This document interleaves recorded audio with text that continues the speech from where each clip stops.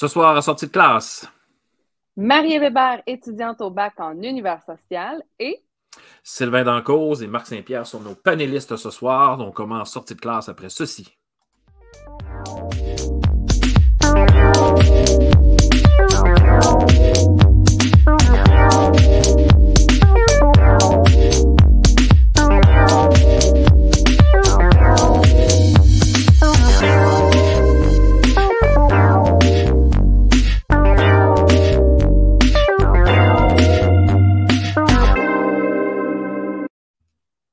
Tadam! Bonsoir Stéphanie Demers. bonsoir Pierre Gagnon. Ça va bien? Ça va toi? Oui, ça roule, ça roule. Tantôt, toute une tempête dehors. Je n'ai pas compris ce qui s'est passé, là, mais je pense qu'il y avait un peu de grêle. Donc, non, oh Ah, non, je ne chez sais vous, pas, il y a la grêle. ça a tombé. Non, c'était pas super Ah, beau. C'était pas super beau. Donc, pas chez nous. bon, donc voilà, t'es chanceux, t'es Garde ta chanceux. grêle. Oui, ciboulette. Stéphanie, ce soir, on rencontre une future enseignante. Yes. Donc, c'est Marie Weber qui est enseignante, je pense, en deuxième année de bac en univers Oui, social au secondaire. Donc, excellent. absolument. Et on va rencontrer aussi Sylvain Dancause et Marc Saint-Pierre. Donc, avant de commencer tout ça, j'ai toujours mes petits messages comme d'habitude. Donc, ceux et celles qui nous regardent, qui nous écoutent présentement sur la page Facebook et sur la chaîne YouTube, n'hésitez pas à poser vos questions ou faire vos commentaires. Vous pouvez poser vos questions à nos invités, donc ça va leur faire plaisir de répondre à vos questions, vos commentaires. Ensuite, évidemment, Stéphanie et moi, nous sommes sur TikTok. Donc, nous sommes Tic-tac. des TikTokers et TikTokeuses. Et après, donc, me laisser un petit peu de temps parce que je n'ai pas soupé. Donc, après l'émission, je vais transformer l'émission web en podcast. Donc, vous pouvez retrouver toutes les émissions et aussi tous les podcasts et Facebook Live que j'ai fait depuis un bout parce que j'en ai fait un petit bout là, dernièrement. Mais n'oubliez pas de chercher Pierre qui roule. Donc, ne cherchez pas Ludoka ou sortie de classe, mais cherchez Pierre qui roule et vous aurez, abonnez-vous d'ailleurs parce qu'il y a un autre webinaire qui s'en vient la semaine prochaine. Puis là, je risque d'être un petit peu plus. Oh! OK, ça va, ouais, c'est ça. Ça va passer un petit peu par là. Alors, Stéphanie, écoute, sans plus tarder, je te laisse avec ton invité, donc Marie-Ève, Parfait. et on la rencontre après ceci, puis on se revoit tantôt. Ciao, ciao. Parfait, à tantôt.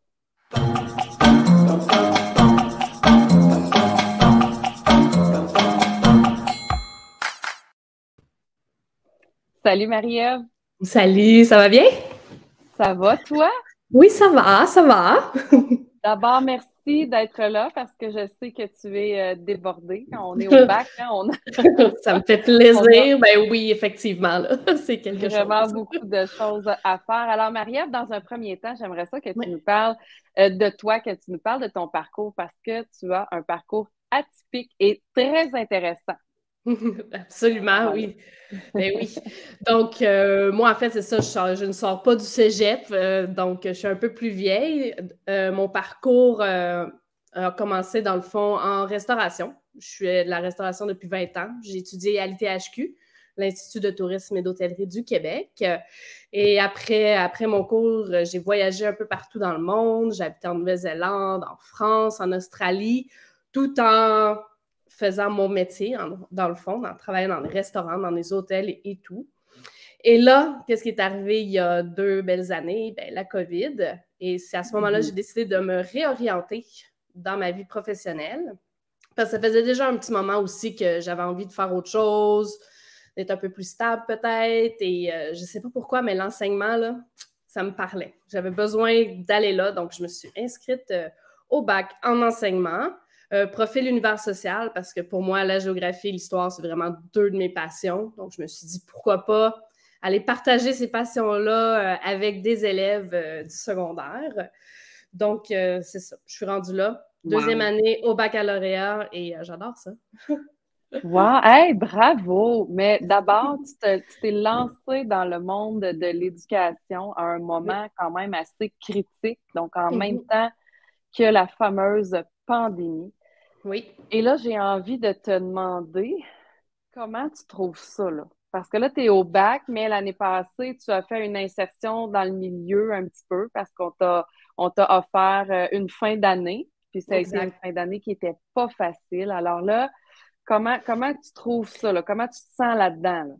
Oui, c'est ça. Ben, c'est sûr que de commencer l'école en ligne, tout ça, donc c'était pas, on était vraiment juste dans la théorie et tout. Et en même temps, on a vraiment besoin de beaucoup d'enseignants sur le plancher, là, dans les écoles. Donc, c'est pour ça que j'ai commencé à faire de la suppléance, en fait, en cours d'année l'année dernière. Et c'est comme ça, dans le fond, que dans une école secondaire de Montréal, on m'a offert un poste, une fin de contrat, en fait, pour un remplacement de quelqu'un qui partait. Et dans le fond, au début, j'étais pas sûre d'accepter parce que je me sentais pas qualifiée. J'avais un petit syndrome quand même de l'imposteur. Est-ce que je fais la bonne chose? On m'a vraiment comme, bon, je veux pas utiliser ça comme mot, mais garroché ça un matin que j'arrivais pour faire de la suppléance. J'étais supposée faire une supervision d'examen et on m'a offert ça. J'ai pris la journée pour y penser. J'ai accepté parce que après 2 périodes avec les élèves, parce qu'il faut savoir aussi que le contrat, c'était une classe de TSA, donc des élèves entre 12 et 17 ans qui ont, dans le fond, le trouble du spectre de l'autisme à différents niveaux aussi. Là. Donc, c'est sûr que c'est un très gros défi, mais ça me tentait. C'est vraiment une clientèle bon, j'ai appris à connaître et j'ai été quand même supportée là-dedans. Donc, je sentais que je pouvais le faire. Mais ça a eu ses défis, on va dire ça comme ça. Là. Oui, j'en doute pas. Dans le fond, c'est que là, tu fais ton bac, tu es dans tes études. Oui. Puis là, on t'offre, là, tu fais de l'expérience un peu à gauche et à droite. Puis là, tu arrives en fin d'année comme ça, on t'offre un contrat, tu te lances un peu les yeux fermés. Hein? Oui, exactement. Puis, mais là, tu as dit quelque chose d'important, par exemple, tu as été supporté, tu as été entouré, tu avais du monde autour de toi. Absolument. Donc, tu avais une équipe pour te soutenir. Oui, exactement. Puis ça, je le savais un peu parce que je fais ma suppléance dans une seule école secondaire. Écoute, ils en ont besoin beaucoup. C'est une grosse école quand même de 1400 élèves. Donc, je connaissais déjà le milieu, les intervenants, beaucoup d'enseignants là, tout ça. Donc, je savais que j'étais pour avoir justement un support, là, que ce soit des ressources matérielles, humaines, etc.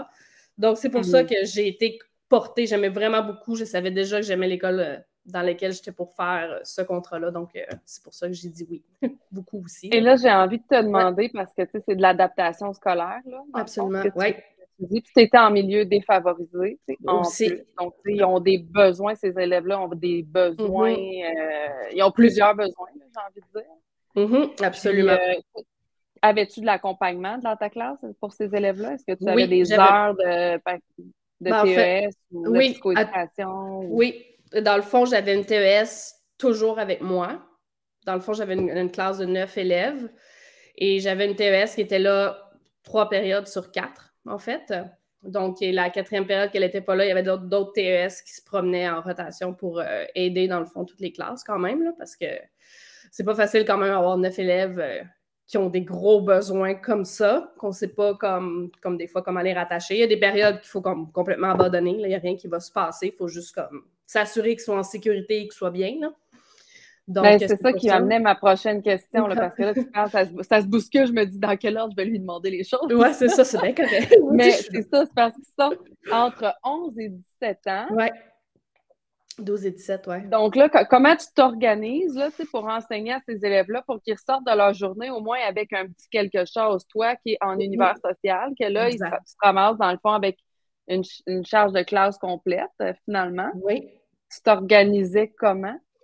Ben, en fait, on ne se le mentira pas, tout est dans la planification énorme, d'avoir vraiment plein d'activités prévues, dans le fond, au calendrier. Et quand même, j'ai réalisé, là, après quelques semaines, bon, j'ai pas eu le temps de pouvoir tout établir, malheureusement, mais tu sais, que d'avoir un truc très structuré, ils sont bien là-dedans, puis tout ça. Donc, vraiment m'assurer d'essayer de leur faire voir un peu de chaque matière. Mais c'est sûr que c'était vraiment difficile parce qu'en adaptation scolaire, il n'y a pas beaucoup de manuels adaptés pour ce genre d'élèves. Tu sais, j'avais des élèves qui avaient le niveau du premier cycle du primaire et j'en avais qui avaient un niveau secondaire 2. Donc, de faire un cours magistral à ce moment-là, comme que moi, on m'apprend à faire plus pour le niveau secondaire, ça se fait pas. Donc, ou peu. on peut faire des petits exposés, tout ça, mais l'attention, elle reste pas, puis il faut les mettre au travail plus. Donc, c'était vraiment d'essayer d'alterner puis de me donner des outils comme ça, là. Et j'ai eu une mentor aussi qui m'a beaucoup aidée là, pour aller chercher justement des ressources, des manuels, des cahiers, des trucs très, justement, manuels, là, comme de le toucher, des cartes, exactement, comme pour pouvoir les occuper et pour qu'ils apprennent, parce qu'il faut qu'ils apprennent aussi. Moi, je me sentais tellement... je ne sais pas s'ils apprennent vraiment, mais oui, pour vrai, là, ils sont vraiment très surprenants. C'est beau ce que tu dis parce que tu as peut-être l'impression que dans tous les défis que tu avais devant toi, que tu en échappais probablement, mais qu'en bout de ligne, tu as pu constater qu'ils ont quand même retiré des apprentissages de tout ça. Mais je pense que oui, pour vrai. Et surtout, le lien que j'ai réussi à développer avec chacun d'eux et dans la dynamique de classe aussi, là, c'était vraiment merveilleux. Pour vrai, j'ai adoré ça. J'ai pu même les amener. Je les ai amenés au Centre des sciences de Montréal. Pas de problème parce que c'est vraiment là qu'on voit que le développement lien enseignant-élève prend tout son sens. Parce que s'ils font confiance, après ça, ils vont vraiment t'écouter puis ils vont être vraiment plus ouverts à apprendre à ce moment-là, là. Moi, je trouve. C'est beau ce que tu dis, Maria. Mais non, c'est beau ce que tu dis. Dans le fond, la relation, super important, peu importe la classe que tu as de créer. Puis là, tu as vraiment créé un lien avec chacun d'eux, puis chacun d'eux avait des besoins complètement différents. Absolument. Il y en a même, je me rappelle que tu m'avais raconté qu'il y en a qui parlaient pratiquement pas. Non, j'en avais un non-verbal, un qui avait quand même des difficultés juste à s'exprimer un peu, il ne pouvait pas lire non plus. Et il faut savoir aussi que cette école-là, ben, la diversité culturelle, elle est énorme. Juste dans ma classe, il y avait à peu près 5 origines différentes. Donc, tu sais, comme juste d'avoir... et aussi des réalités socio-économiques très différentes aussi. Donc, ça aussi, ça l'amène à un autre comme... je sais pas, un autre étage, une autre couche, de pouvoir justement comprendre d'où ils viennent, puis de juste essayer de pallier avec ça, puis justement de mettre la table pour qu'ils puissent apprendre après ça. Là, absolument. Tu dis des choses, c'est fabuleux. Donc, de comprendre, non, mais de comprendre ce qu'ils vivent, juste de comprendre ça, c'est déjà, tu sais, je trouve que, tu sais, pour quelqu'un qui a peu d'expérience sur le terrain, je trouve que ça, tu l'as saisi, puis je pense que c'est peut-être un bon conseil aussi à donner à ceux qui vont suivre, la relation de comprendre aussi ce que les élèves vivent, dans quoi aussi ils vivent, puis ce avec quoi ils arrivent à l'école, le bagage avec quoi ils arrivent à l'école le matin. Ils sont pas tous prêts dispo, là, prêts pour leur journée, eux autres. Du tout. Là, justement, tu postais quelque chose, je pense que c'était aujourd'hui ou hier, là, sur l'alimentation. Comment ça pouvait aider justement des cas de TDAH et tout ça. Puis moi, les troubles, ben, bon, ça peut être lié aussi, l'autisme peut englober cet autre genre de problème, en tout cas. Puis j'avais un de mes élèves, justement, lui, le matin, il arrive avec son Pepsi et son sandwich à ballonné et c'est tout, là. Pour vrai, lui, je le sais, en plus, il est tellement intelligent, là. Tu lui donnes des repas sains, des légumes, là. C'est une autre personne qu'on a avant de nous, là.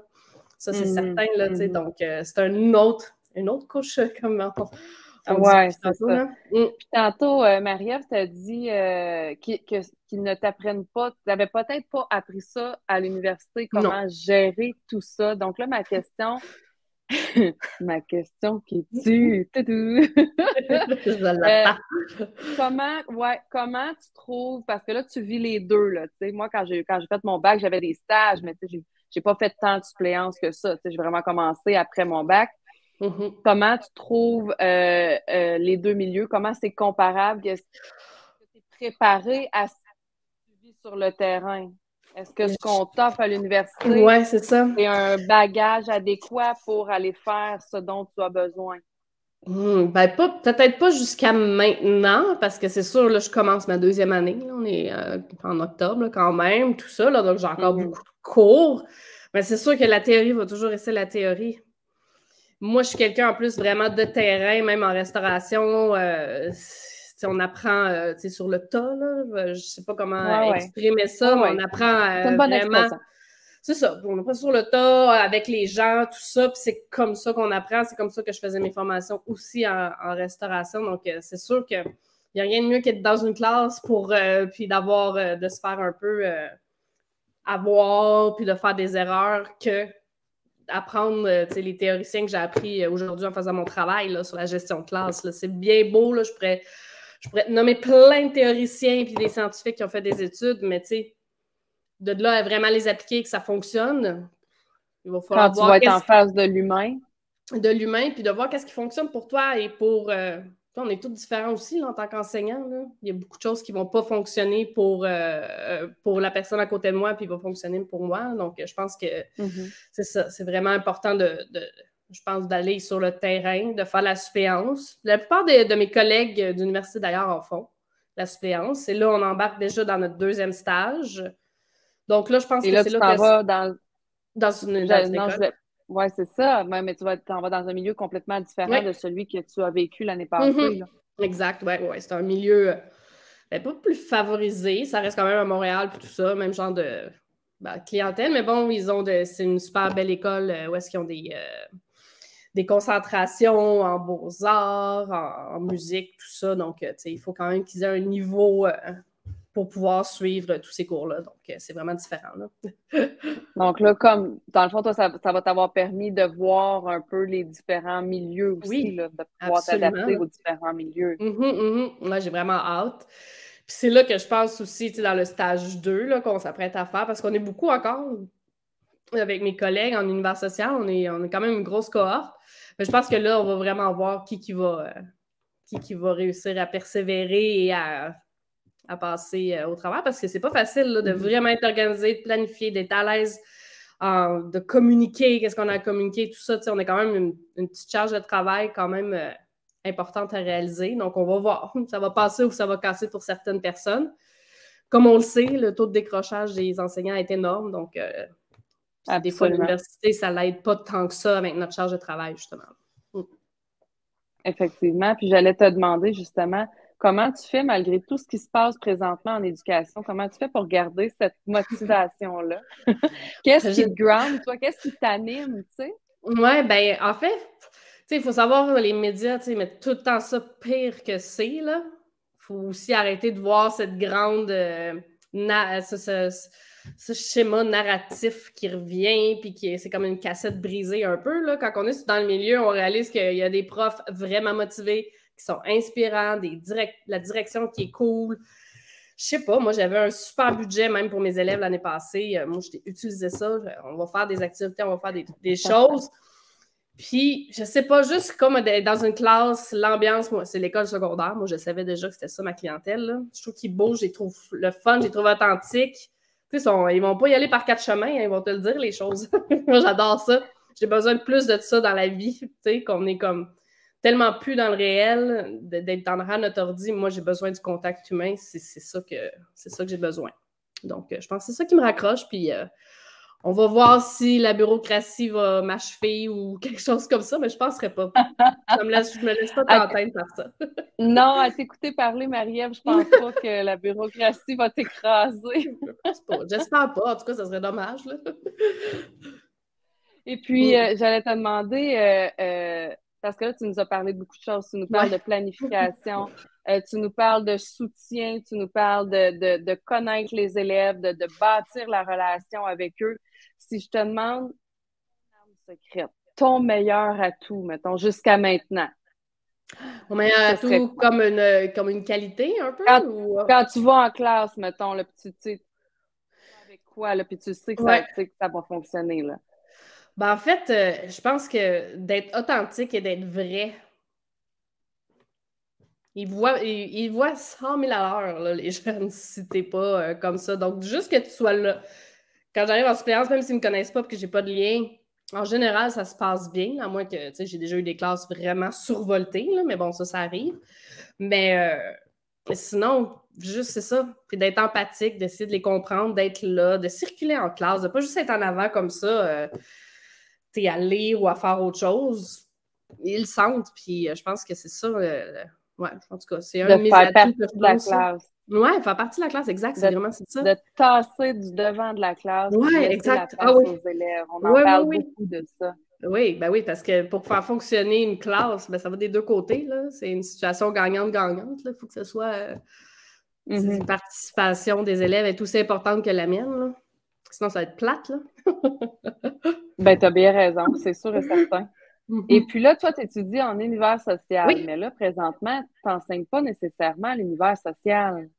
Non, j'ai fait un remplacement jusqu'à maintenant de quelques jours en géographie, secondaire 1 et 2, mais c'est tout. Sinon, j'ai fait toutes les autres, justement, en adaptation, en sciences, en éthique et culture qui change de nom. Je me souviens plus c'est quoi. En tout cas, dans toutes les matières. Ouais.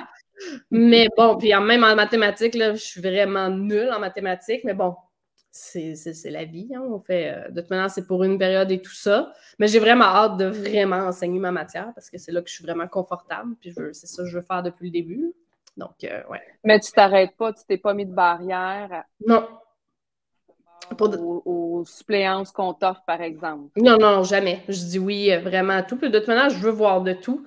Comme je pensais pas aimer les classes justement de TSA, adaptation, puis je les trouve vraiment fascinantes. Là. Moi, on verra quand je vais sortir de l'école, mais je me ferme pas à la porte aussi à ce genre de... à aller enseigner dans ces genres de classes-là. Là. Absolument. Ils sont plus difficiles, mais pourtant, je sais pas. Le défi, c'est le défi qui t'attire. Ouais, c'est ça, peut-être. Hein? Salut Pierre. Allô. Non, mais t'es fatigante, toi? Qui est ça? Non, mais c'est dans le bon sens, évidemment. T'arrives comme un cheveu sur la soupe dans un milieu défavorisé, dans une classe où est-ce que t'es pas du tout formé. Dans une matière, dans des matières non plus que tu n'es pas formé pour. Non, mais ça va, la vie? Oui, ça va. C'est ça le pire. Mais non, j'adore ça. Je sais pas, il y a quelque chose qui se passe là. Donc, je vais continuer à voguer là-dessus, puis espérer que ça va comme bien aller. Tu as combien d'élèves? J'avais eu 9 élèves. J'avais 9 élèves. Avec une TES, ouais. Mais tu sais, tous avec des très, très gros défis, là, on s'entend. Il y en a qui étaient très loin dans le spectre. Là, donc, Oui. Puis bon, on en a parlé, tu as appris ça sur le tas, mais je veux dire, il y a des moments où est-ce que tu as dû perdre... Oui, glisser sa banane, là. Oui, c'est ça. Ben, à ce moment-là, c'est sûr que la TES avec qui j'étais, elle avait un bac, elle, en psychoéducation. Donc, elle m'a vraiment appuyée. Puis, elle était comme, OK, on peut faire ça. Je pars avec tel élève qui est un souci, salle de repos, psychoéducatrice aussi qui vient. Pour vrai, cette école-là, moi, j'adore ça parce que je me suis jamais sentie seule. C'est ça, je pense, la clé aussi, là, de se sentir aidée, appuyée, soutenue. Mais dans cette école-là, c'est un programme spécial. C'est une classe spéciale. Oui, il y en a 4 comme ça. 4 classes quand même. Dans l'école? Okay, dans l'école, oui, c'est une grosse école. Ouais, 4 classes comme ça, plus d'autres classes d'adaptation, de transition, FPT, c'est ça. Formation professionnelle transitoire. Ouais. Donc, c'est énorme, ces écoles-là. Ils ont beaucoup, beaucoup de classes d'adaptation, tout ça. Donc, ils sont comme un peu spécialistes. Donc, c'est pour ça que j'avais autant de ressources, probablement. OK. Donc, tu n'as jamais senti ce manque de service? Non. Pas dans ton cas, en passant. Non, c'est ça. Ça c'est sûrement arrivé avec d'autres gens à cette école ou ailleurs, mais moi, j'ai pas senti ça personnellement. C'est sûr que j'ai eu à tous les jours des moments que j'étais comme « Oh mon Dieu, j'y arrivé, qu'est-ce que je fais? Je suis dans le néant. » Ouais, c'est ça. Je me sens imposteur, j'aurais pas dû, mais en même temps, regarde, je retourne en suppléance quand même de temps en temps dans cette école, puis je vais les voir, là, mes anciens élèves. Puis ils sont tellement heureux de me voir. Ils sont comme Marie-Ève! Puis ça, ils me reconnaissent tous, ils sont full heureux, ils me disent qu'est-ce qu'ils font. Donc, ouais, ça, c'est mon bonbon. Là. J'y vais vendredi, là, j'ai assez hâte. Donne-toi une petite tape dans le dos, ouais, c'est beau ça. Mais c'est pas facile par contre, tu sais. C'est parce que je suis plus vieille aussi. Oui, Marie-Ève, j'ai une dernière question. Vas-y. Tu sais, moi, j'ai enseigné au primaire 20 ans. Il y a des élèves qui arrivent un peu amochés sur plein de plans, de la santé sociale, familiale, et des fois, on se dit, écoute, son point A n'est pas à la même place que les autres et son point B ne sera pas du tout non plus à la même place que les autres. Donc, je vais essayer de le faire cheminer là-dedans. Puis, à la fin de l'année, tu essaies parce qu'avec toute la fatigue de la fin de l'année, c'est dur de s'évaluer très objectivement. On se dit tout le temps, nous autres, les profs, en tout cas, moi, je me suis tout le temps dit, j'aurais pu en faire plus pour lui, j'aurais dû faire plus pour lui. En tout cas, c'est du niaisage, là, c'est complètement niaiseux parce qu'on a toujours fait plus, à mon avis. Est-ce que tu sens, je vais arriver à ma question à un moment donné, méchante intro, est-ce que tu sens que tu les as vus progresser, tant au niveau du vivre ensemble, parce qu'il va y avoir beaucoup d'obstacles de ce côté-là, mais aussi dans l'académique? Oui. Ben, dans le fond, ça a 2 volets. Dans le fond, du côté, c'est comme plus le vivre ensemble, justement. Tout ça, tu sais, vu qu'ils ont eu beaucoup, dans le fond, leur prof est parti en mars. Ils ont eu des suppléants tout le mois d'avril. OK, bon, donc, j'arrive en mai. C'est ça, j'arrive en mai, ils sont dans la confrontation, ils sont dans le, tu sais, ils ont été déstabilisés. Donc, tu sais, je pense que là-dessus, j'ai quand même bien réussi. Tu sais, comme, je suis partie le 23 juin, puis je serais restée avec eux autres. Là, on était sur une bonne base pour vraiment voir là peut-être plus de progrès au niveau académique. Mm-hmm. Parce que là, j'ai réussi à avoir quelques petits trucs, mais bon, en 6 semaines, c'est un petit peu difficile, là, on s'entend? 6 semaines, puis tu ramasses, façon de parler, il n'y a rien de méchant, pas de jugement non plus, mais tu ramasses le fait qu'il y avait eu beaucoup de suppléants et que chaque suppléant a essayé de faire quelque chose la journée qui était là ou la semaine qui était là, puis ça n'a jamais pas grand. Ouais. Donc, c'est ça. Wow. Mais c'est tellement chouette. Marie-Ève, je te lève mon chapeau. Vraiment. On va y revenir un jour sur cette bureaucratie qui pourrait te faire quitter. J'ai déjà un peu de matériel là-dessus, déjà de fait, là. Mais je m'engage à faire changer écoute, c'est Pierre Gagnon dans l'univers du système d'éducation du Québec. Pas sûr que je vais pouvoir faire changer des choses, mais mettons que je m'engage à essayer de les faire changer pour justement qu'on libère les profs et pour qu'on ait du temps. Mais en même temps, Marc-André Girard, notre ancien co-animateur, a déjà dit il va falloir arrêter de demander du temps, puis il va falloir le prendre. Oui, ça, c'est vrai. Peut-être qu'à un moment donné, être capable d'arrêter puis de dire un instant, les pompons, il n'y a pas mort d'homme ici, là. Ben, c'est ça. On se calme. Mais ça peut faire peur. Comme moi, du jour au lendemain, j'avais à peu près 1000 messages dans ma boîte courriel, là. Tu sais, de plein de choses. Tu sais, c'est quelque chose. J'ai un pigeonnier, il faut que j'aille à une réunion, j'étais OK, là, tu sais. Puis il n'y a personne qui m'avait averti de ça dans la vie. Tu sais, donc, c'est ça. Tu sais, ça peut, pour un nouveau prof, en tout cas, là, ça peut peut-être, tu sais... Il y a une charge mentale importante au début. Ouais. En tout cas, c'est plus ça. Mais bon. Le dernier mot, Stéphanie? Bon, ça y est. On se prosterne. Là, j'essaie juste de faire quelque chose, puis j'aime ça. Non, mais bravo, tu le fais bien. Puis j'espère que tous les jeunes profs vont suivre tes traces, vont prendre tes conseils et ton expérience par le fait même pour pouvoir continuer et rester dans la profession. Il faut. En tout cas, j'espère aussi. Vraiment. Merci à vous. Hein. Merci Marie-Ève. Et puis si tu as d'autres expériences comme ça à nous partager, tu connais maintenant le numéro. Là. Oui, c'est bon, parfait. Je vais sûrement en avoir d'autres. Je commence un stage dans 2 semaines. Donc, au centre-ville de Montréal. Je vais venir vous jaser de ça. Merci. Ça fait plaisir. Merci Marie-Ève. Bonne soirée. Merci. Bye là. Bye. Oh là là, 2e année de bac. Oh, beaucoup de choses. Ah, moi, j'ai plein de mots, là. Classe TSA. Non, mais sérieusement, ben, tu sais, puis elle a parlé du fameux sentiment d'imposteur. C'est pas le sentiment que je cherche, là, mais le fait qu'on se sente des imposteurs. On l'a été, on a eu ce sentiment-là à un moment donné dans notre carrière. Là. Fait que tout est normal dans cette patente-là. Là. Donc, absolument. Mais de bien s'entourer, de ne pas rester seul. Oui, parce que disparaître ce sentiment-là. Il y a déjà plusieurs personnes qui ont dit que la solitude ou bien l'isolement est maintenant un choix en éducation avec les réseaux sociaux, les groupes Facebook, tous les projets qu'on peut faire. Là, on parlait encore de l'école en réseau. Là, on s'entend qu'il y a des ressources qui sont disponibles et gratuites. Oui. Alors, Stéphanie, on passe à notre 2e segment. On y va avec nos panélistes Marc Saint-Pierre et Sylvain Dancause et on commence après ceci.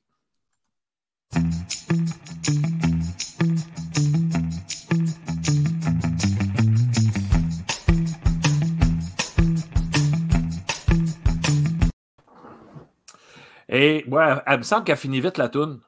Il me semble que je viens de me rendre compte que la toune... Je vais retravailler ma petite vidéo d'intro. Bonsoir, messieurs. Salut. Allô, Pierre. Ça va bien? Très Merci. bien. Merci, Très oui, bien. ça va très bien. J'essaie de faire une bio rapide là, de vous deux. Là. Bon, on va commencer par Sylvain. Sylvain, tu es un enseignant de sciences et de mathématiques au secondaire. Tu es titulaire d'un bac en bio, tu as un certificat en pédagogie pour l'enseignement secondaire, puis d'une maîtrise en administration et en évaluation en éducation. Tu travailles dans le milieu depuis 25 ans, tu as été un peu dans l'école privée, tu es revenu au public. Tu as aussi été conseiller pédagogique, puis depuis ce temps-là, ben, tu es prof. Mais tu as aussi un blog pour le Journal de Québec et le Journal de Montréal. Tu publies assez fréquemment, merci. Hein. Je pense que tu as le piton rapide pour et t'apportes des bons points en passant. Merci pour ta contribution. Marc, merci à toi. Marc, c'est un peu plus long, hein, Marc. Il y a de l'expérience, Détenteur d'une maîtrise en administration scolaire et d'un baccalauréat en enseignement d'adaptation. Il a été consultant en administration, il est consultant en administration scolaire. Il a été 10 ans directeur adjoint de la commission scolaire Rivière-du-Nord. Il a œuvré 20 ans auprès des jeunes, soit en étant éducateur, orthopédagogue, enseignant. Il a été cadre aussi, direction d'école. Il a enseigné au niveau universitaire. Il a été membre du Conseil supérieur d'éducation. Il a présidé la commission de l'enseignement primaire, Et puis, il a reçu un prix de reconnaissance l'UQAM pour sa contribution au développement de l'éducation au Québec et au rayonnement de l'Université du Québec à Montréal. Messieurs, bonsoir. Bonsoir. Merci d'avoir répondu à l'appel. Là, vous savez le pourquoi du quoi que j'ai besoin d'experts maintenant en éducation parce que dans les médias, ils se font un malin plaisir je trouve, à l'occasion, mais même des fois trop souvent, d'inviter des gens qui n'ont pas cette expertise-là. Alors, ce soir, messieurs, on a un sujet chaud. Avons-nous un système à 3 vitesses? Peut-être une petite intro. Sylvain, pour commencer, Marc après.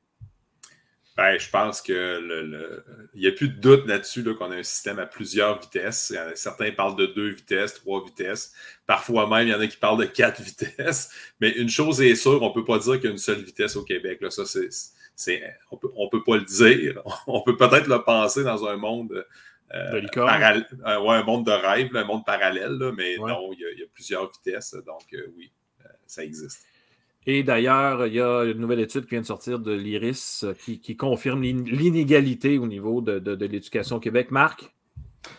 Ben écoute, je vais aller dans le sens de Sylvain. Tu sais, les enfants qui se présentent à l'école aujourd'hui, si on les considère dans leur ensemble, on est forcé d'admettre qu'ils n'ont pas droit à une égalité de traitement.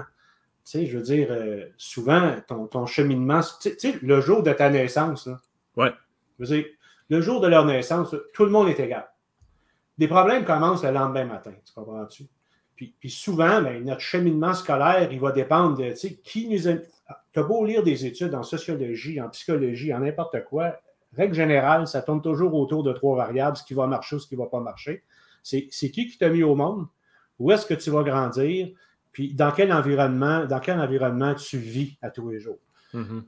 En dehors de ça, fait, dans le fond, l'école devrait être là à tout le moins pour essayer de corriger ces inégalités-là parce que, tu sais, on va se le dire, la première des injustices, souvent, c'est la naissance. Fait, à un moment donné, là, il faut que l'école fasse sa part. Mais visiblement, l'école n'a jamais moins fait sa part qu'aujourd'hui.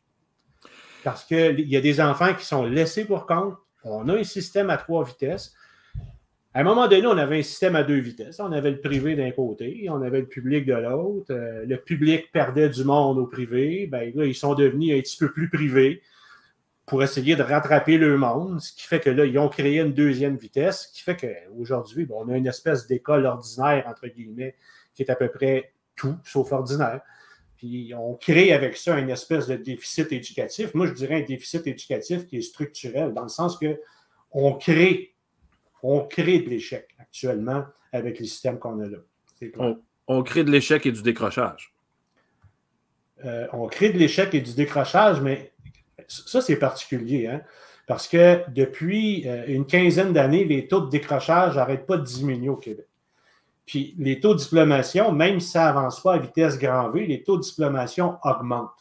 À un moment donné, on a voulu mettre ça sur le dos des fameux programmes là, comme formation préparatoire au travail, bon, puis ce genre d'attestation puis de qualification que Joseph Facal avait déjà qualifié de médaille en chocolat qu'on donnait à des élèves qui n'auront jamais de diplôme. Mais depuis 10-15 ans que ces programmes-là existent, les taux de diplomation augmentent. Mais quand je parle de la diplomation, je parle vraiment des DES et des DEP. Mais par contre, le taux des qualifications tiennent tout le temps pour 3 ou 4 % du total, puis ça ne bouge pas. Puis je vais juste ouvrir une autre patente parce que je réfléchissais tantôt, ça n'a l'air de rien, pendant que votre invitée précédente parlait. Et puis, je la voyais, elle, comme enseignante, tellement motivée, tellement... Puis on a toujours en tête, puis on la voit souvent la donner, les taux de décrochage au niveau des enseignants dans les 5 premières années. Ouais. Certains disent 15 %, d'autres 20 %, 25 %, jusqu'à 30 %. Mais ça me fait réaliser quelque chose, c'est peut-être à cause de mon âge. Pour la première fois, depuis que moi, là, je suis dans le monde de l'éducation, ça fait plus que 40 ans, là, c'est la première fois, à ma connaissance, que les taux de décrochage des enseignants sont plus élevés que ceux des élèves. On a 25 % des enseignants qui décrochent dans les 5 premières années, puis les taux de décrochage au niveau des élèves, ils sont rendus à peu près à 15-16 %. Et Marc, on n'oublie pas le décrochage des élèves, pas des élèves, mais des étudiants qui finissent pas le bac en enseignement. Oui, c'est assez élevé, ça aussi. Là. Ça aussi. Mais... écoute, non, mais si, mettons, on n'a pas besoin de les additionner tous les deux, puis en même temps, on a le droit de se réorienter. On fait comme, OK, ça, c'est pas pour moi, parce que c'est arrivé... Moi, à mon époque, là, j'avais 3 années de bac, puis mon stage était au début de la 3e année. On s'entend que le mur, de temps en temps, il arrivait, puis il arrivait épais. Hein? Il y a tout le monde qui... Ah, c'est bien le fun, la didactique, puis tout ça. Puis quand il arrivait en gestion de classe ou dans une classe, si boulette, quand tu disais de vitesse grand V, le mur arrivait assez vite. Puis là, il y avait des décrocheurs du programme. Mais là, avec des stages à toutes les années, là, on va parler, tu sais, tout le monde, écoute, c'est pas la première fois qu'on parle de système à 3 vitesses. C'est pas la première fois que, tu sais, qu'on a une discussion là-dessus. Y a-t-il quelque chose qui va se passer à un moment donné? Y a-t-il quelqu'un qui va passer à l'action? Puis s'il y a quelqu'un qui passe à l'action, qu'est-ce que devrait être cette action-là, Sylvain? Ben, ça va être difficile. Je te dirais que c'est une patate chaude, là, dans le sens où il y a quand même une certaine volonté d'avoir des programmes particuliers au public. Il y a une certaine volonté aussi d'avoir des écoles privées. Ça fait que, après ça, c'est qui a cette volonté-là? C'est de voir quel est le pourcentage de la population qui défend ce système-là. Puis, ben, souvent, on va se le dire, c'est des gens qui sont quand même assez bien nantis et assez bien éduqués, qui ont des moyens, des gens qui généralement aussi vont voter davantage en termes de pourcentage de vote. Fait que c'est sûr que comme parti politique, c'est pas toujours très intéressant d'aller t'attaquer aux gens qui vont aller se rendre au bureau de votation. C'est toujours un peu de patate chaude. On ne sait pas trop quoi faire avec ça. Ne serait-ce que le financement des écoles privées. Ça, c'est une des choses qui est matière à débat depuis des années. Est-ce qu'on devrait financer l'école privée, oui ou non?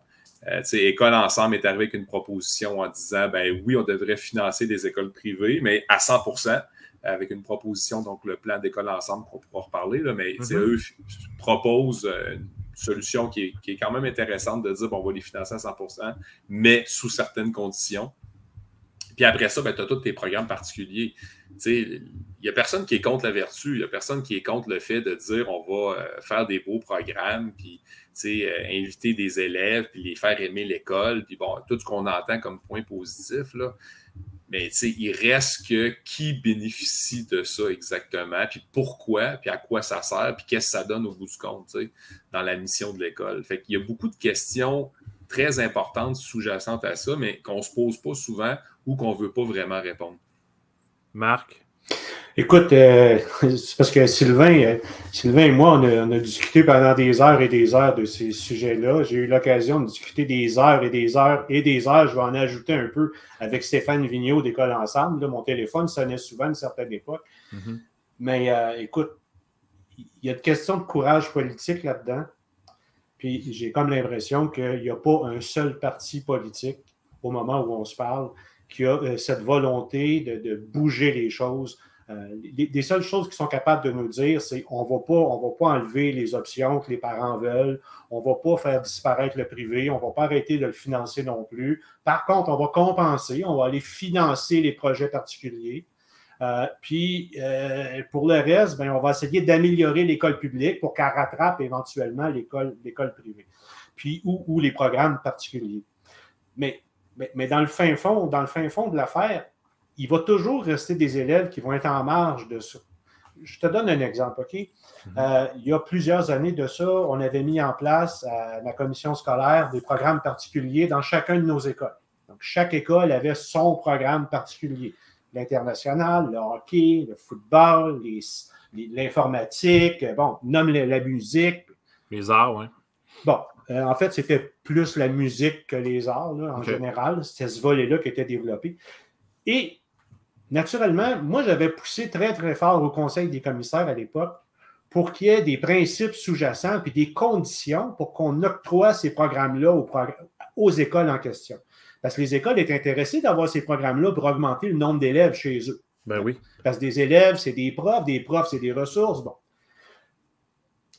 Puis en même temps, il y avait besoin des commissions scolaires parce que si la polyvalente Saint-Jérôme avait un programme d'éducation internationale puis qu'elle recrutait des élèves sur tout le territoire de la commission scolaire, bien, il fallait qu'il y ait quelqu'un quelque part qui paye les autobus puis qui amène les élèves. Ben oui. Puis ça, c'était le gros nerf de la guerre. Alors nous autres, on avait dit OK pour ces programmes-là. On va mettre en place ces programmes-là, mais il va y avoir deux conditions. La première condition, c'est on va arrêter de sélectionner les élèves sur la base de leurs résultats scolaires. Puis on ne va pas non plus les exclure de ces programmes-là sur la base de leurs résultats scolaires. C'est des programmes à l'intérieur desquels ils sont motivés puis pour lesquels ils ont un intérêt puis ils pourront y aller. Puis là, je parle y compris pour le fameux programme d'éducation internationale. Deuxièmement, il n'y a pas un seul enfant qui pourra être refusé dans un programme particulier sur la base de la capacité de payer de ses parents. Et aucun élève ne pourra être exclu d'un programme particulier sur la base de la capacité de payer de ses parents. Moi, je trouve que si tu recules 20 ans en arrière, quand on a développé cette affaire-là, c'était quand même assez avant-gardiste, on va se le dire. Oui. Sauf que quand moi, j'ai été appelé à faire l'évaluation de ça, puis j'ai regardé ce que ça donnait, effectivement, les élèves dans ces programmes-là, ils réussissaient mieux que les autres élèves. Les gars dans ces programmes-là, peu importe le programme, réussissaient mieux que les gars des autres. Même les gars de football réussissaient mieux que les autres gars. Puis Dieu sait qu'il y en a quelques-uns là-dedans qui avaient été victimes de commotion cérébrale. Là. Mais c'est une blague, ça, là, que je faisais. Puis, mais quand je regardais le total des élèves, on avait chez nous à l'époque 35% des jeunes au primaire, donc avant de passer au secondaire puis d'accéder à un de ces programmes-là, qui fréquentaient une école qui était située en milieu défavorisé. Là, je parle 8e, 9e, 10e rang de défavorisation. Or, ces enfants-là représentaient à peine 10% des élèves dans les programmes particuliers. Fait que j'avais jasé avec Claude Lessard à un moment donné, là, qui était à l'époque président du Conseil supérieur au moment où il travaillait sur leur fameux avis, en disant il faudrait faire disparaître ces critères-là. Mais j'avais dit à Claude, même quand il n'y a pas de critères de sélection, ces programmes-là créent une sélection, puis créent une ségrégation, parce que c'est pas vrai que l'école, là, on a beau dire, il faut développer l'intérêt des jeunes, il faut donner des choses particulières, puis donner des projets particuliers pour qu'ils s'éclatent. Je m'excuse. Ça, là, il faut que ça se vive en parascolaire. Le parascolaire, c'est fait pour ça. À l'école, il faut que les jeunes apprennent, qu'ils développent des compétences, puis qu'ils se cultivent. Puis, je veux dire, qu'est-ce qui motive un jeune à l'école? Sa game de hockey? Ce qui devrait motiver le jeune à l'école, c'est qu'il fait des efforts puis il réussit. Mais c'est la réussite qui motive le monde. Voilà. Ben, là, tu amènes un des effets pervers qu'on voit depuis une dizaine d'années, ben, c'est un peu ça. L'école, c'est devenu un peu secondaire. Puis, pour t'empêcher le mal de vivre, d'aller à l'école, puis de vivre de la pédagogie, puis de vivre des... c'est que là, ta raison d'aller à l'école, c'est pas l'école. C'est un peu triste quand même comme vision de ce que ça devrait être un système éducatif. Je ne vais pas à l'école pour apprendre, je ne vais pas à l'école pour être motivé, pour devenir un meilleur citoyen, ben, peu importe, là, pour faire du bénévolat, développer mon empathie sociale. Je vais à l'école, puis quand tu vas demander aux gens, ton enfant, il est où? Ils ne vont pas te répondre avec le nom de l'école bien souvent. Là, ils vont te répondre avec il est dans tel programme. C'est la raison pourquoi il est à l'école.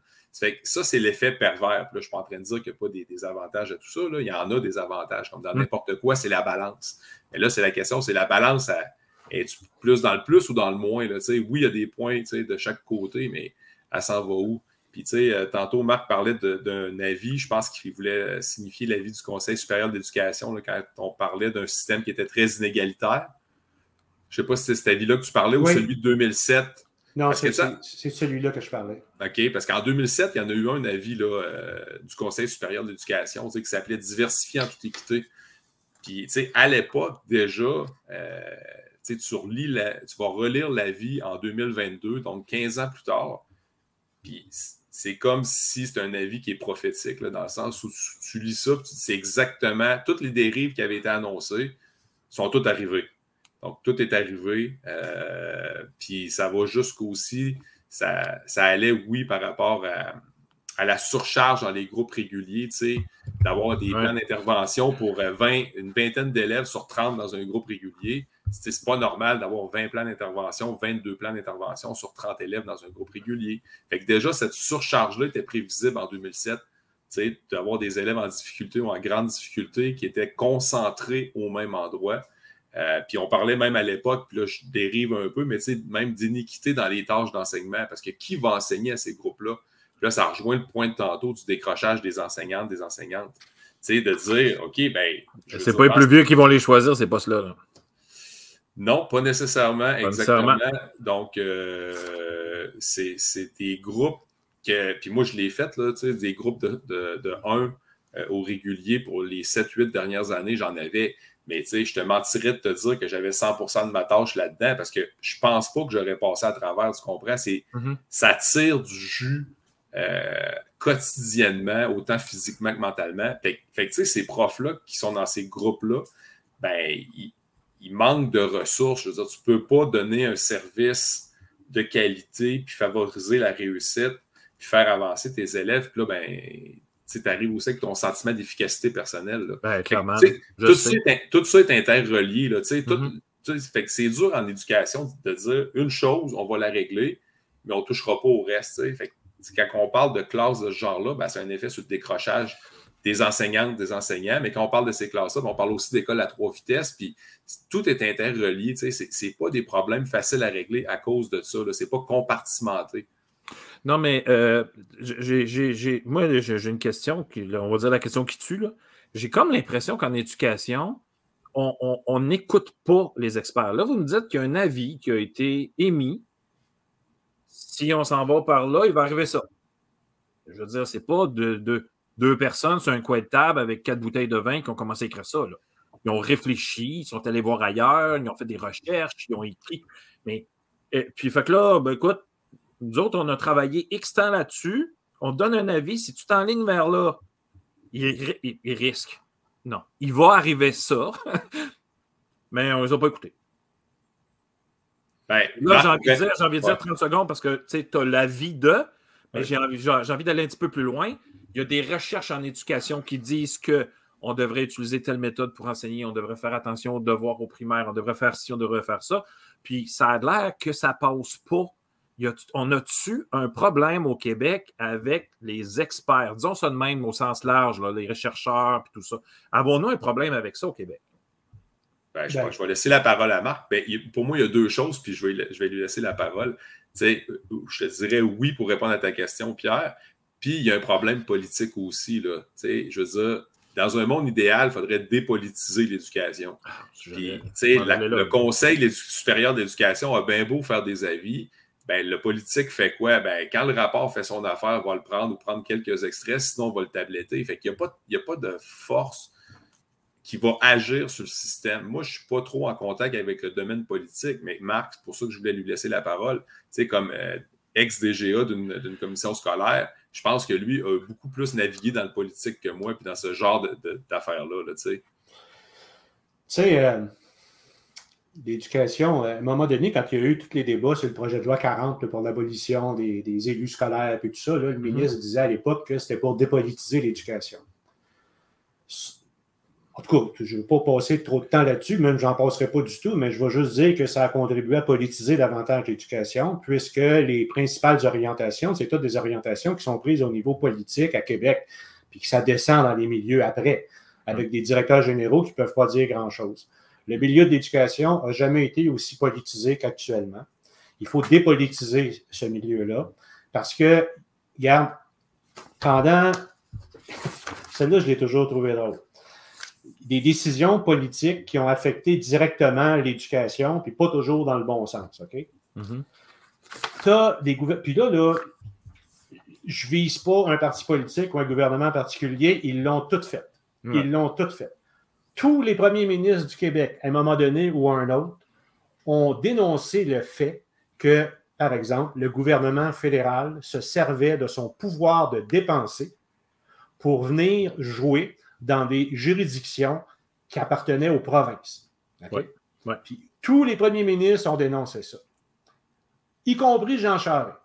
Et on se rappelle qu'à l'époque, Jean Charest a utilisé son pouvoir de dépenser pour venir jouer dans des affaires qui appartenaient aux écoles. Il a dit à des écoles, il a dit aux commissions scolaires, il a dit aux enseignants, il a dit aux directions d'école, moi, là, j'ai de l'argent pour vous autres, là, si vous mettez en place de l'aide aux devoirs. Si vous ne mettez pas en place de l'aide aux devoirs, vous n'aurez pas l'argent. Il est en train de dire au monde, voici la stratégie pour faire réussir les élèves. Il a dit à un moment donné, pour faire réussir plus d'élèves, on va ajouter 5 minutes par jour par matière. On va augmenter le temps d'enseignement.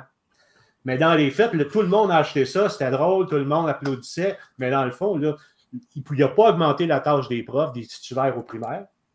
Tout ce qu'il a fait, c'est qu'il a augmenté la tâche des spécialistes en éducation physique, en arts, etc., etc. Chacun à leur tour, ils sont venus jouer là-dedans. Écoute, j'ai connu différents ministres de l'Éducation.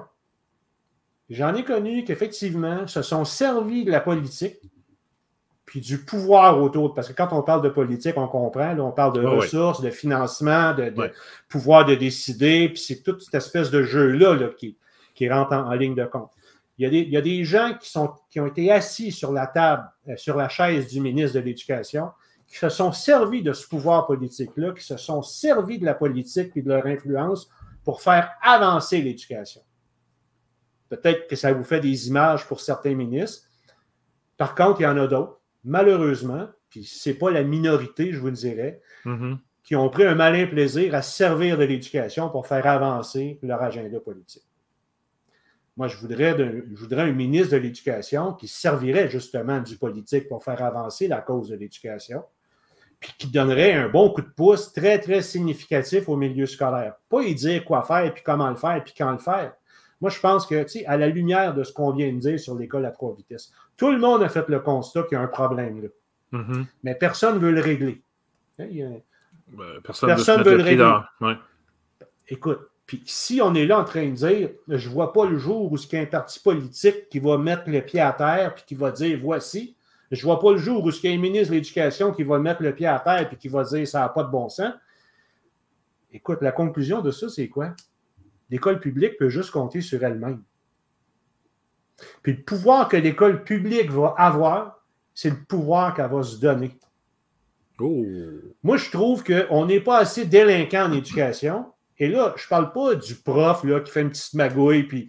Non, je parle des DG de commission scolaire. Je parle des cadres de service. Je parle des conseils d'administration dont on n'entend jamais parler dans les nouvelles patentes. Là, Et plus proche du prof, de la direction d'école. C'est ça. Il faut que ces gens-là apprennent à être délinquants. C'est drôle parce que l'autre jour, il y a quelqu'un qui m'écrivait parce que j'ai demandé à un gars que j'ai connu à un moment donné, puis je disais, puis comment ça va ta carrière? Bon, puis tout ça, il venait d'avoir une promotion, puis c'est un gars dont j'ai été le patron. Et puis, il me dit, tu sais, il dit, je me cherche des nouvelles voies, puis tout ça, parce que c'est rendu tellement hiérarchisé dans nos centres de services scolaires, tu sais, il ne faut pas que tu fasses une coche mal taillée, puis tu sais, bon, il ne faut pas que tu déplaises à un tel. Puis il dit, Marc, il dit, moi, je vais toujours me rappeler, quand tu étais DGA à la commission scolaire, c'était mon premier cours au, comment ça s'appelait, donc, la formation offerte par l'Université de Sherbrooke, PIDEC. C'était PIDEC. Ouais. Le PIDEC, là, aux futurs enseignants, il allait faire 6-15 crédits, puis là, il pouvait accéder à un poste. Il me dit, je me souviens, quand il est venu nous rencontrer la première fois, nous autres, on était tous des petits nouveaux qui voulaient être directeurs un jour. Toi, tu étais directeur général adjoint. Ça faisait pas longtemps que tu étais à la commission scolaire. Tu nous as dit, si tu veux réussir dans ce job-là, il faut que tu apprennes à être délinquant. Et j'ai gardé cette idée-là tout au long de ma vie. J'ai toujours été un petit peu délinquant dans les normes. Là, je ne parle pas, de la délinquance financière et tout ça, mais tu sais, quand le gouvernement nous dit tu t'en vas par là, mais moi, je pense que dans ma commission scolaire, c'est par là qu'il faut aller. Tu sais, on avait mis des choses en place chez nous, justement, pour contrer toutes sortes d'effets qu'on peut attribuer à l'école à 3 vitesses. Des enfants qui passent au secondaire avec pas les acquis, mais pas en tout, en lecture pas en écriture. Alors, on tape dessus sur la tête des profs de 6e dans ce temps-là en leur disant « Ah, voyez, pratiquez l'examen. » Mais non, l'élève n'arrivera pas plus près. Alors, il faut intervenir très tôt. Peut-être qu'il faut intervenir dès la maternelle. Là, tu commences à mettre des affaires en place dès la maternelle pour que les jeunes reconnaissent au moins le nom des lettres, le son des lettres, parce que là, tu comprends que ça, c'est associé à une meilleure réussite éventuellement, moins d'élèves à risque, toutes des données qui viennent supporter ça. Puis tu as du monde au ministère qui te disent, ben non, là, tu es en train de surscolariser des enfants de maternelle, tu leur voles leur enfance, etc., etc.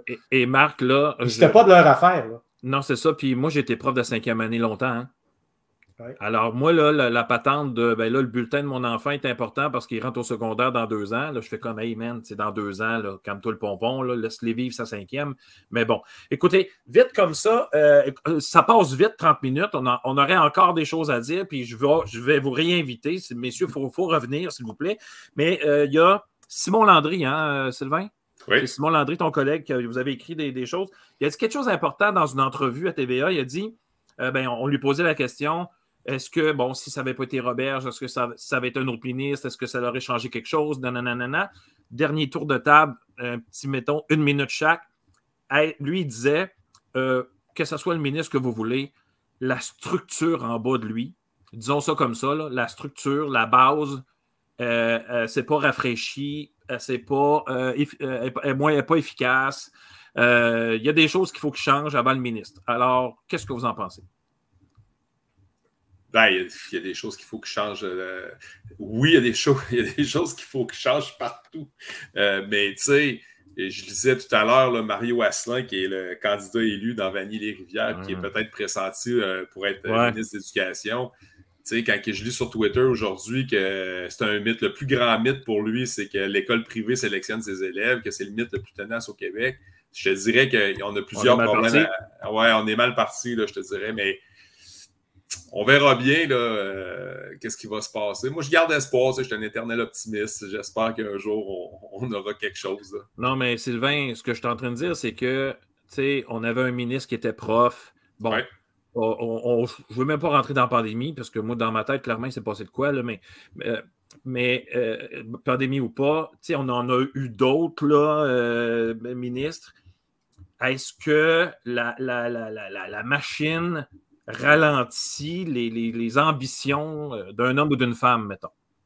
Ça se dit la machine, c'est sûr que le ministère de l'Éducation, c'est un organisme qui a été créé là, dans la foulée du rapport parent là, dans les années 60. Ça a peut-être mal vieilli. Il y a peut-être des choses à mettre à jour de ce côté-là. Le vérificateur général, Marc et moi, on a déjà écrit là-dessus, le vérificateur général les avait varlopés quand même pas mal dans les dernières années, le ministère de l'Éducation. Ça fait que je laisserai me faire du pouce là-dessus. Écoute, j'avais un prof à l'Université McGill qui disait que ce qui manquait souvent aux dirigeants en éducation, il appelait ça « the will to manage », la volonté de diriger, prendre des décisions, mettre son pied à terre. Pour qu'un ministre soit capable de faire ça, il faut qu'il y ait une bonne vision. S'il n'y a pas la vision globale du système, il va être dans le trouble. À moins d'être très bien conseillé, puis très bien accompagné, puis surtout d'avoir le soutien du premier ministre, puis d'avoir un mandat clair pour faire bouger les affaires. Avoir les coups des franches, là.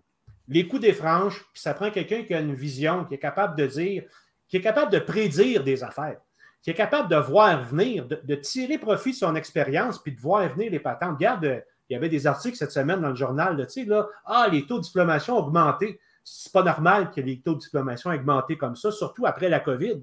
Là, je suis d'accord. Les taux de diplomation augmentent, mais c'était prévisible dès le départ. Tu fais sauter les épreuves ministérielles. Moi, je l'ai prédit Puis en on fait 2020. plus redoubler. Non, puis je l'ai prédit en 2020 que ça allait arriver. Je prends Sylvain à partie, j'y avais envoyé ça, dit regarde, c'est ma prévision. Non seulement les taux de diplomation vont augmenter, mais les taux de décrochage aussi. Ça va être assez paradoxal comme situation. Puis c'est exactement. Ça prend quelqu'un qui a une vision. Comme je te disais, tu n'es pas obligé d'être un prof.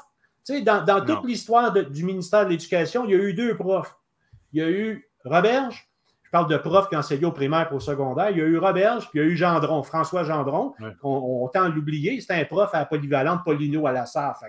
C'est les 2 seuls. Les autres, là. Tandis que tu peux avoir des bons ministres avec la drive, qui ont une volonté de changer les affaires, qui ont un appui, puis qui sont capables de retourner vers le monde et lui dire « Moi, je ne suis pas un spécialiste en éducation, mais il y a une chose qui est certaine, je suis capable de faire avancer un dossier. Donnez-moi le ballon, je vais aller le porter l'autre bord des lignes, mais je veux vous avoir en arrière de moi. » Moi, je vais monter au front, mais je ne veux pas mourir d'une balle dans le front. Y a-t-il des ministres qui ont ça? Ça peut peut-être exister. Mais encore là, le ministre, il faut qu'il soit délinquant. Quand il arrive au Conseil des ministres, il faut qu'il soit capable de mettre son poing sur la table et dire « ça va être ça ». Il faut qu'il soit capable de mettre sa job en jeu en disant « ça ne fait pas ton affaire, ben mets-en un autre ».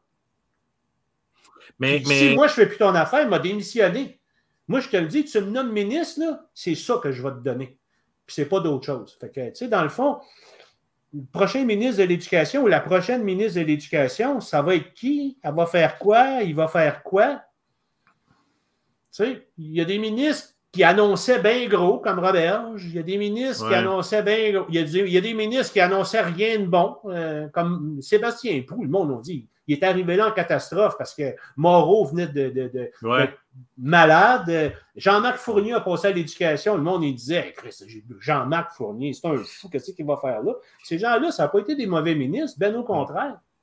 Puis, des bons ministres qu'on a eus, Gérald Lajoie, c'était-tu un enseignant, ça, tu penses? C'était un avocat.